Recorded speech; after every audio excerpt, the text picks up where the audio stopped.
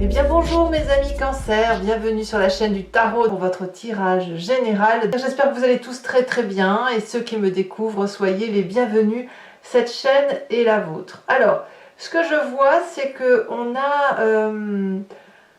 un comportement un petit peu ce mois-ci de quelqu'un qui est prêt au combat, prêt à y aller, qui enterre l'âge de guerre éventuellement, ou du moins qui évince un peu tout ce qui concerne les sentiments, les émotions, pour dire d'essayer d'obtenir ce que l'on veut. Il y a, vous y êtes aidé en tout cas, favorablement vous y êtes aidé comme ça. Je vous explique. Vous vous présentez avec cette carte de la justice. Ici, c'est soit on se rend justice à soi-même, soit on soumet sa problématique à la justice, à des hommes de savoir, à des personnes qui peuvent nous conseiller. C'est comme ça que vous rentrez, prêt à affronter les défis, prêt à aller chercher quelque chose qui relève d'une vérité établie. Si on n'arrive pas à la voir pour soi ou pour les autres, alors dans ces conditions, on va aller la chercher ailleurs. On va aller la chercher non pas dans les compromis, les malentendus, les compromis. Il n'y a pas de compromis en fait. La justice, la carte de la justice, c'est celle qui est objective. C'est celle qui rend des décisions à partir de règles préétablies, de règles qui sont immuables, de règles qui s'appliquent à tout le monde. Vous avez cette soif de justice, de faire en sorte à ce que vous et les autres soyez tous à la même enseigne, avec cette volonté effectivement que chacun respecte ce qui a été établi ou ce qui est établi par tout le monde. Voilà. C'est aussi la carte qui va nous parler d'aujourd'hui, de faire payer. Enfin, c'est la carte, comment je vais vous dire ça? C'est aussi la carte qui parle des conséquences de la vie. C'est-à-dire que tout ce que vous avez semé jusqu'à présent, eh bien on en paye les conséquences aujourd'hui. C'est celles qui vont produire leurs fruits en positif ou en négatif. C'est comme ça que vous démarrez.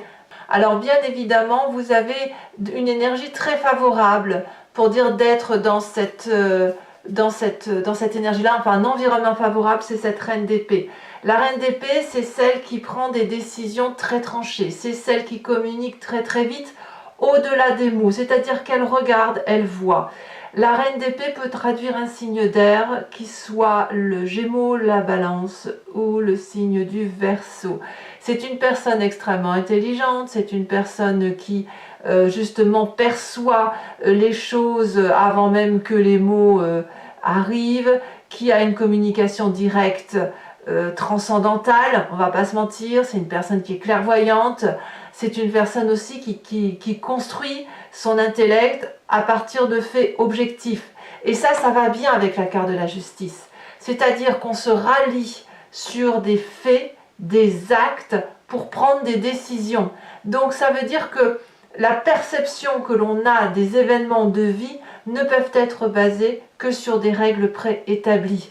Il n'y a pas de place au scepticisme, il n'y a pas de place à l'aura, il n'y a pas de place à tout ce qui relève de l'intuition. On n'est pas du tout dans cette énergie-là.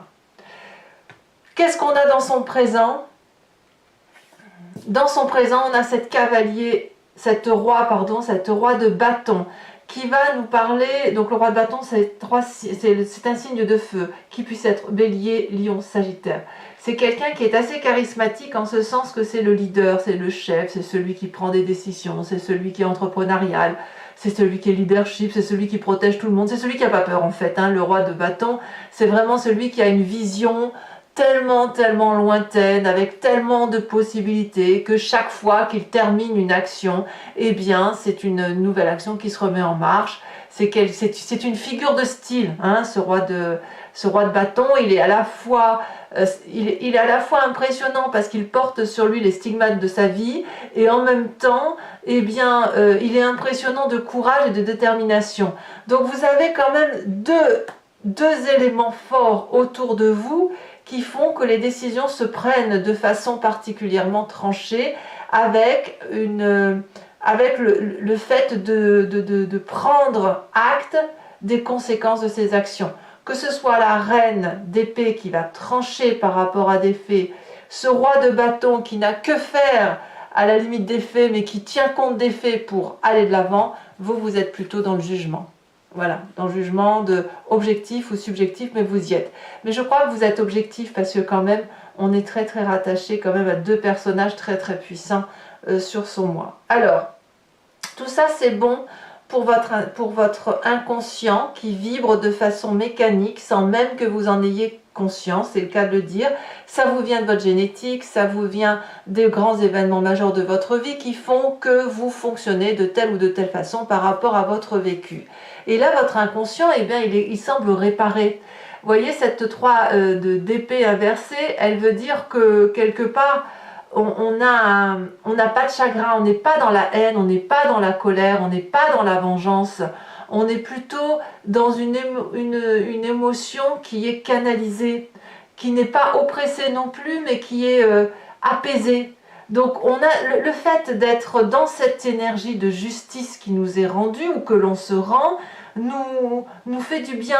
On réalise à quel point on avait besoin de cette justice-là, de cet encadrement-là, de personnes fortes qui prennent des décisions soit pour nous, soit à partir de faits, nous permet de ne pas être trop dans l'émotion, de ne pas être dans le chagrin, dans le tiraillement, dans les émotions, vous savez, qui nous font mal et qu'on a envie de rendre des coups parce qu'on est triste.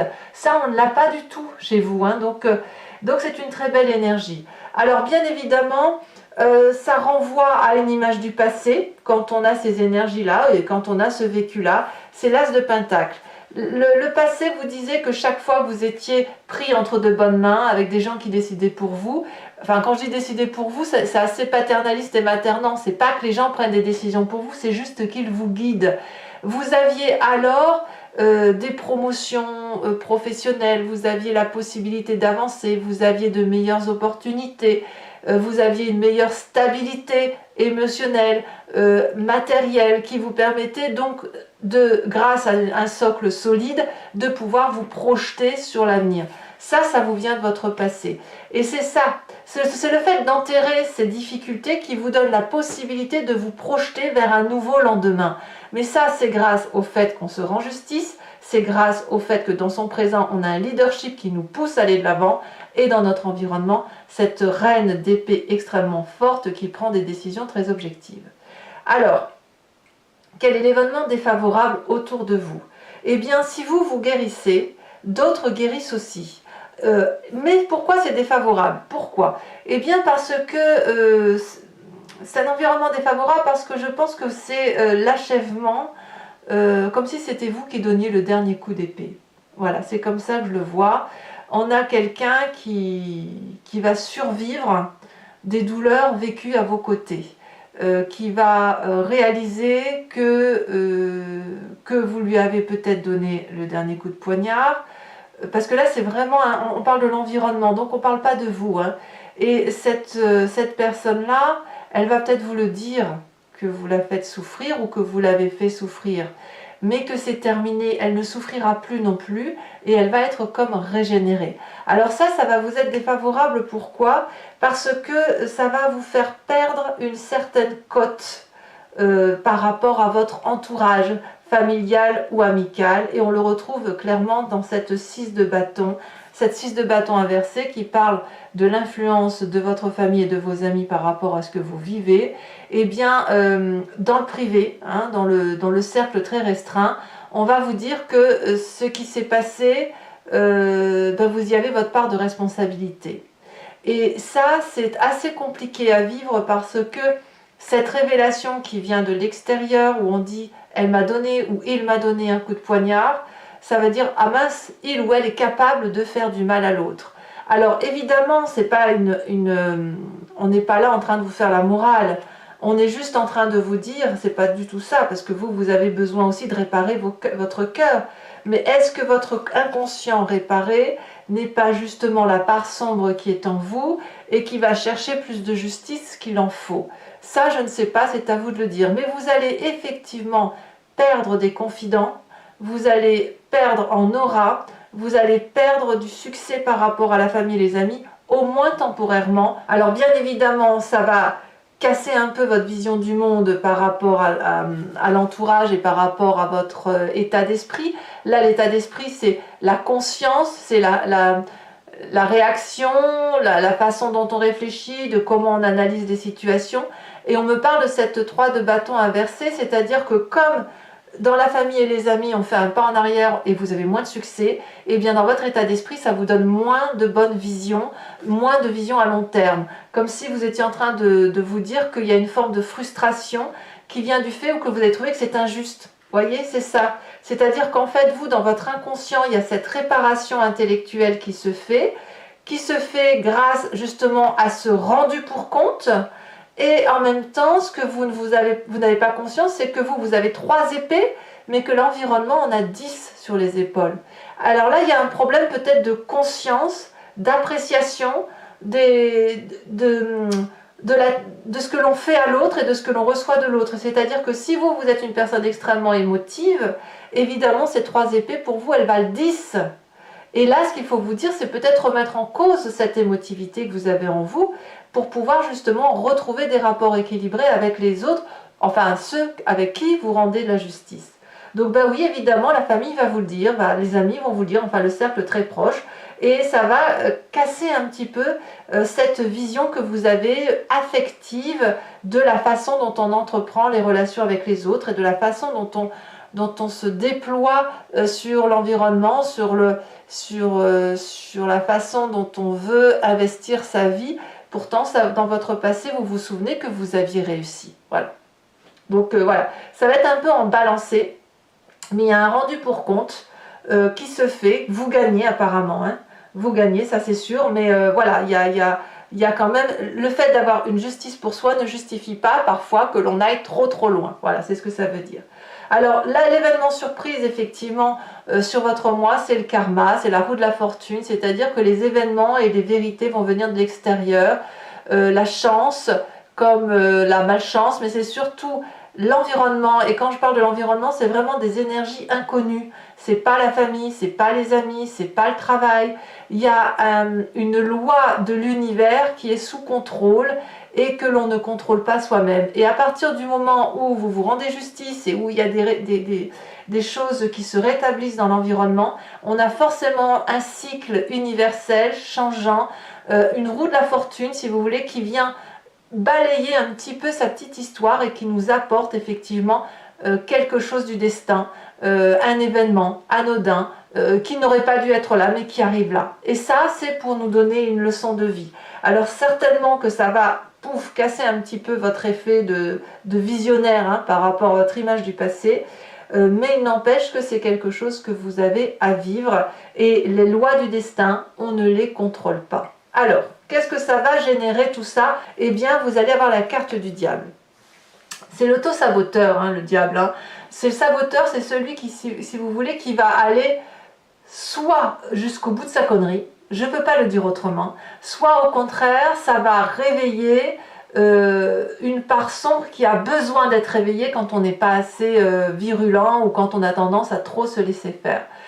Pourquoi? Parce que c'est une forme de sexualité refoulée. Alors bien évidemment, on ne parle pas de la sexualité au sens figuré, c'est plutôt au sens imagé.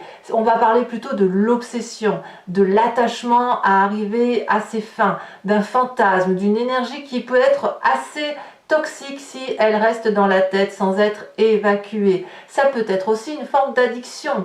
La carte du diable, quand on dit que c'est l'auto-sabotage, c'est-à-dire que le fait de ne pas avoir ce que l'on veut ou tout ce que l'on veut fait que l'on va créer des fantasmes, des idées, des attachements que l'on ne ferait pas d'habitude.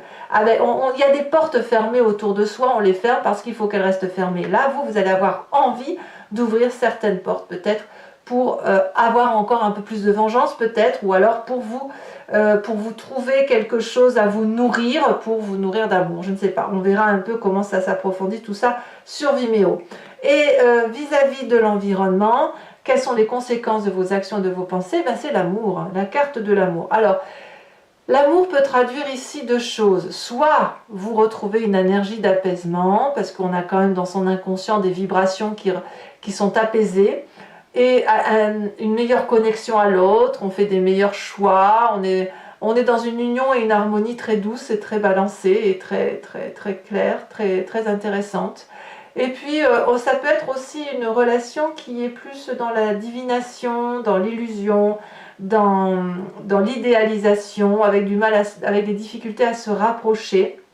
C'est-à-dire que le fait effectivement que vous ayez cette carte du diable fait que forcément vous aurez d'autres attirances par rapport à l'environnement. Et ces attirances ne peuvent être que sexuelles, qu'amoureuses, ça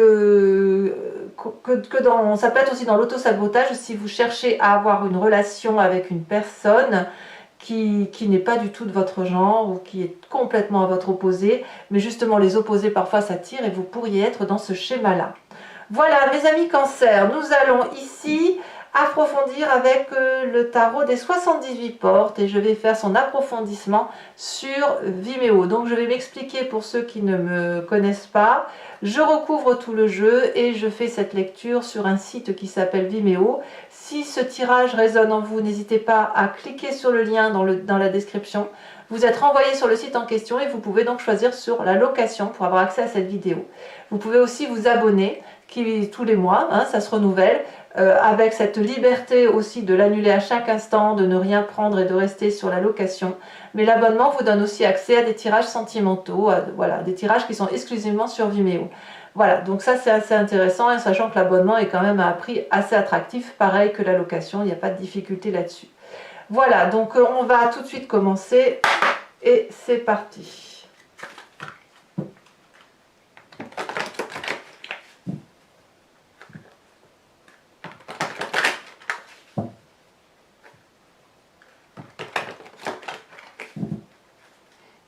Alors, qu'est-ce qu'on a sur cette justice?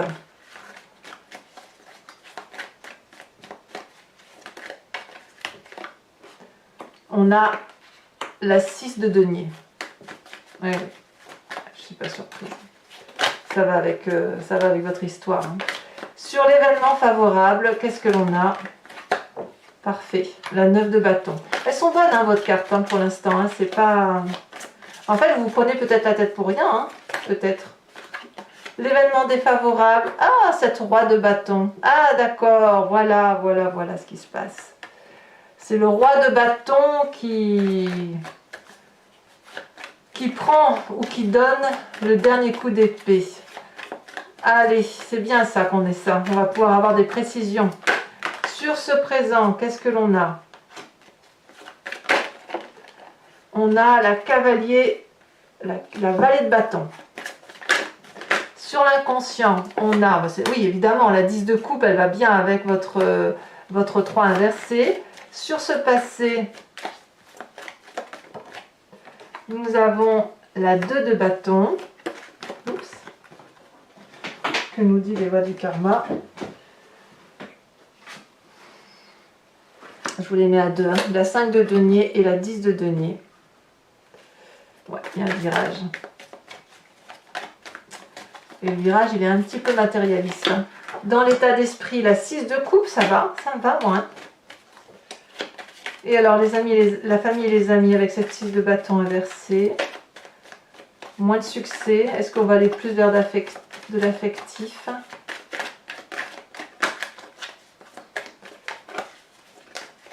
Ici, oh, on en a 2. On a la carte de la tempérance et on a la carte du chevalier de bâton. Ici, eh oui, votre état d'esprit, les conséquences de vos actions et de vos pensées sur le diable, on a la 8 de coupe. Et sur l'environnement, ce sera la 4 de denier. Alors, je vous tire également 5 cartes du grand jeu de Mademoiselle Lenormand. Donc, posez-vous une question par rapport à ce tirage. Ou alors, vous vous inspirez de ce tirage pour vous imprégner de votre histoire. Et moi, je vais tirer 5 cartes et je vais faire la lecture sur Vimeo. Je vais répondre à la question, même si c'est de façon détournée, ça sera répondu avec le grand jeu de Mademoiselle Lenormand. Allez, c'est parti.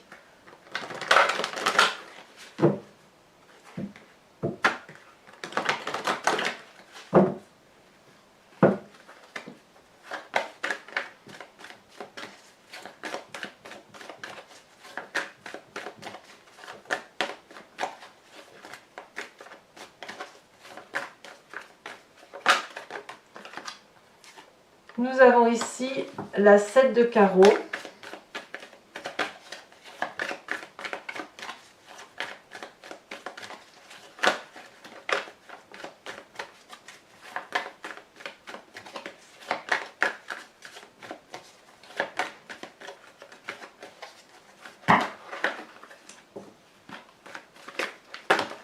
Ah bah alors, allez, un message clair pour mes amis Cancer.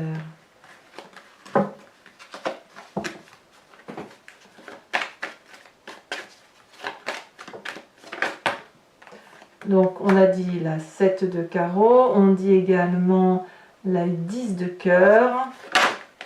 Vous vous présentez comme la 3 de pique, en fait vous vous sentez en danger. Hein. Et ensuite sur les deux prochaines cartes, vous êtes toutes, en fait vous êtes en défense absolue, vous êtes en mécanisme d'autodéfense. Allez, deux autres cartes. Nous avons ici la 9 de trèfle, ça c'est bien. Et la dernière, elle s'est retournée, je vais prendre celle-là. On a la roi de carreau. Allez, je vais également tirer 3 cartes au H pour chacun des décans. Carte socle et carte support. Pour effectivement vous donner un conseil, voir un petit peu les énergies qui semblent véhiculer sur le mois pour chacun des décans. Hop. Allez, encore une fois.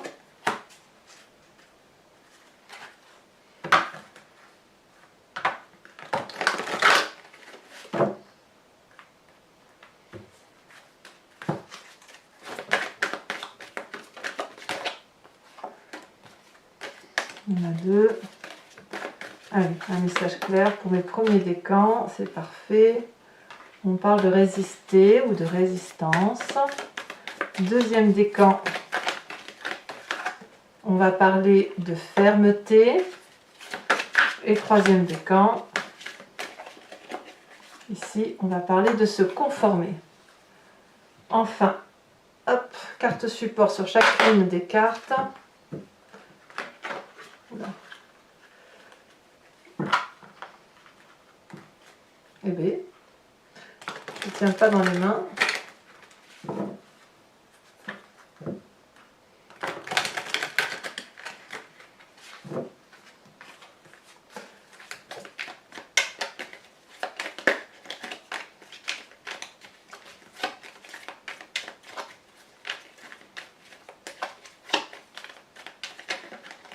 D'accord.